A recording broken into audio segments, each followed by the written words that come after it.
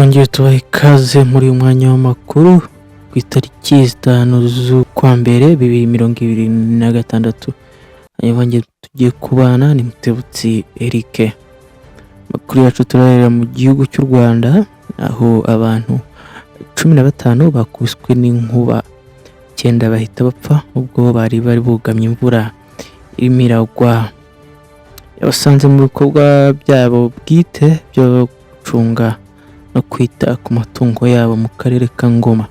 Byabaye ku gicamunsi ku itariki 4 Mutarama 2026 mu masaha ya saa 11:15 z'umugoroba mu murenge wa Jarama ku nkengero z'igishanga cy'Akagera hafi y'umupaka w'u Burundi n'u Rwanda. Abaturage bari bahinguye imvura iragwa bajya kugama mu nzu ihari ikoreshwa. Nyuma inkuba yahise ibakubita 9 barapfa 6 barakomereka banagira ihungabana rikomeye. Guverineri w'intara y'Iburasirazuba Pundesi Rubingisa yabwiye ikinyamakuru Cloud TV ko ibi bintu ari ubwa mbere byari bibaye muri ako gace. Ati n'ubwa mbere bibaye, twasabye n'abahanga ngo baturebere icyayikuruye kuko yari ifite imbaraga nyinshi.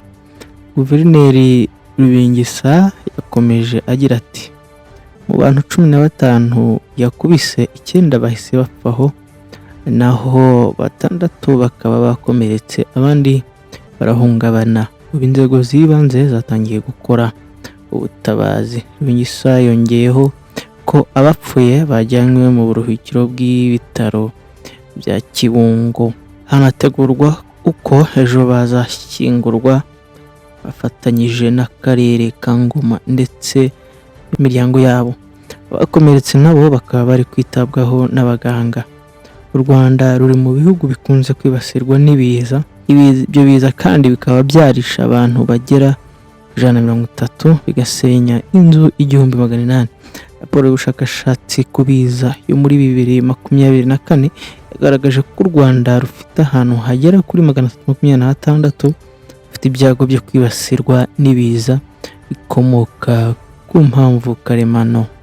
Muri aho hantu byagaragajwe ko by'umwihariko ahagera ku 134 bafite ibyago biri ku rwego rwo hejuru byo kuba byakwibasirwa n'ibiza. Amakuru aturuka mu isesengura ry'ubukana n'ibyago biterwa n'imihindagurikire y'ikirere mu Rwanda yo muri 2024 ashimangira ko inkangu n'inkuba biri mu biza byateje impfu nyinshi mu buryo butari busanzwe mu bihe bitandukanye.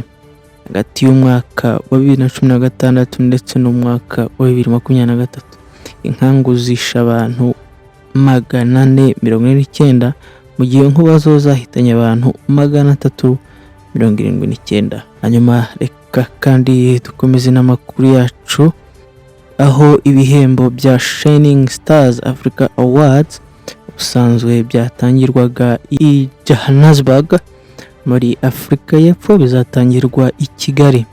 Ibihembo bya Shining Stars Africa Award usanzwe byatangirwaga i Johannesburg muri Afrika y'Epfo bitazatangirwa aho ngaho ahubwo bizatangirwa i Kigali. Ibihembo bya Shining Star Africa Award 2025-2026 byataniwe mu byiciro bitandukanye birimo umuziki, ubucuruzi ndetse na siporo n'ibindi. Guhera muri Mutarama 2026 binyuze ku rubuga rw'ibihembo no ku mbuga nkoranyambaga komeje kwakirwa ubusabe bw'abakunzi babarizwa mu byiciro bitandukanye bihataniwe. Ni mu gihe muri Gashyantare 2026 hazabaho umwanya w'amatora naho azakorwa hifashishijwe ikoranabuhanga, mu gihe muri Werurwe azaba umuhango wo gutanga ibihembo uzabera i Kigali. N'umuyobozi wa Shining Stars Africa Award Abitije Seraphine Elise yagize ati twagize umwanya wo kwitegura nubwo imyiteguro itagirangira ariko hari ibyo tumaze kugeraho. Twiteguye kwakira abantu baturutse mu bihugu bitandukanye bazabitabiriye itangwa ry'ibi bihembo. Yagaragaje ko icyiza cy'ibi bihembo ari uko biba bihuriyemo abantu benshi b'ingeri zitandukanye, bityo ukaba ari umwanya mwiza wo kunguka ubumenyi bushya. Ubwo ibi bihembo biheruka gutangirwa muri Afurika y'Epfo, byitabiriwe n'abantu baturutse mu bihugu birimo Nigeria, Uganda, Zambia, Eswatini, Zimbabwe, Tanzania, Ethiopia, Congo Brazzaville n'ibindi. Abitije yavuze ko iteka biba ari byiza kumva abantu bifuza gukorera ibikorwa byagutse nk'ibi mu Rwanda. Ati usanga aho umuntu agera hose abantu bifuza gusura u Rwanda. Bati mufite igihugu cyiza cyane mu bucuruzi bushingiye kuri serivisi. Ibyo nibyo byatumye abategura ibihembo bahitamo ko inshuro bibera i Kigali. Bimwe mu byiciro bizaba bihataniwe muri Shining Star Africa Awards 2025-2026 harimo Best Star Businessman and Woman, Best Star Young Achiever, Best Inspirational Man and Woman, Best Star Sports Personality, Best Star Actor and Actress, Best Starpreneur, Agripreneur, Best Star Techpreneur, Best Star Male Female Model, Best Star Female Male Artist n'ibindi bitandukanye. Kuva ku itariki 20 Ukuboza, Arnold Ishimwe uzwi nka DJ Toxic ari mu maboko y'inzego z'umutekano, aho ari gukurikiranwaho iperereza rishingiye ku mpanuka yakoze igahitana umupolisi. Amakuru mashya ni uko usibye kuba uyu musore yagifunzwe, hari n'undi muntu ugishakishwa kuko yagize uruhare mu gufasha gutoroka ubwo yari amaze gukora impanuka. Niyo nkuru Juma uzwi nka Raju nawe warabanje gutabwa muri yombi akekwaho kumufasha gutoroka, bivugwa ko yarekuwe mu minsi ishize. Umwe mu bantu ba hafi y'uyu musore yavuze ko ubwo DJ Toxic yari amaze gukorera impanuka kuri Payage, yahise ahamagara inshuti ye Raju uzwi cyane muri siporo y'u Rwanda kuko yakinye muri Kiyovu Sport na Rayon Sport igihe kinini.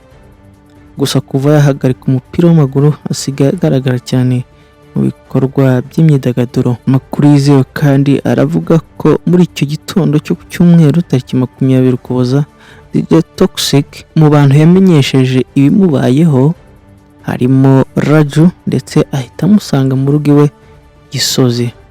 Aho ku Gisozi niho bemeranyije igitekerezo cyo guhita bava mu mujyi wa Kigali berekeza i Karongi aho uyu musore yafatiwe. Ntibizwi neza aho bari berekeje, ariko arababwiye ibinyamakuru ko bishoboka ko bari bafite gahunda yo gukomeza bakaba bajya muri RDC, ibindi bakabikurikirana batari ku butaka bw'u Rwanda.